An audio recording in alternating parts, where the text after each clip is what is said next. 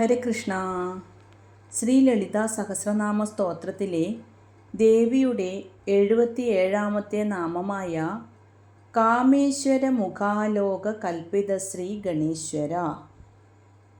ഈ നാമത്തിൽ ദേവിയുടെ പുത്രനായ ശ്രീ ഗണേശൻ്റെ ഉത്ഭവത്തെക്കുറിച്ചുള്ള വിവരണങ്ങളാണ് പറയുന്നത്. കൽപ്പിതം എന്നാൽ സൃഷ്ടിക്കുക, ആലോകം എന്നാൽ നോട്ടം. ദേവി പരമശിവന്റെ മുഖത്തേക്ക് മന്ദഹാസത്തോടെയുള്ള ഒരു നോട്ടം നോക്കി. ആ നോട്ടത്തിലൂടെ ദേവി ശ്രീ ഗണേശനെ സൃഷ്ടിച്ചു. അതായത് ഭണ്ഡാസുരനുമായുള്ള യുദ്ധസമയത്ത് യുദ്ധക്കളത്തിൽ വെച്ച് അസുരനായ വിശുക്രൻ ദേവിയുടെ സൈന്യത്തിന് നേരെ ജയവിഘ്നയന്ത്രം എന്നൊരു ആഭിചാരക്കല്ല് എറിഞ്ഞു. ഈ യന്ത്രത്തിൻ്റെ മായാശക്തി കാരണം ദേവിയുടെ സൈന്യത്തിലുള്ളവർക്കെല്ലാം പെട്ടെന്ന് കടുത്ത മടിയും ഉറക്കവും യുദ്ധം ചെയ്യാനുള്ള താൽപ്പര്യമില്ലായ്മയും, അതായത് വിഘ്നങ്ങൾ ഉണ്ടായി.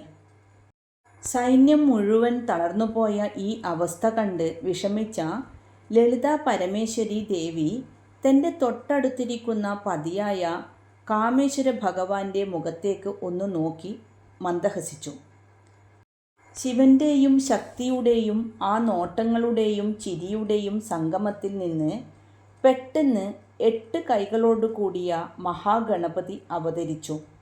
ഗണപതി ഭഗവാൻ ഉടൻ തന്നെ ആ യുദ്ധക്കളത്തിലേക്ക് പാഞ്ഞു ചെന്ന് തൻ്റെ കൊമ്പ്, അതായത് ദന്തം കൊണ്ട് അസുരൻ്റെ വിഘ്നയന്ത്രത്തെ കുത്തിപ്പൊട്ടിച്ച് തകർത്തു തരിപ്പണമാക്കി.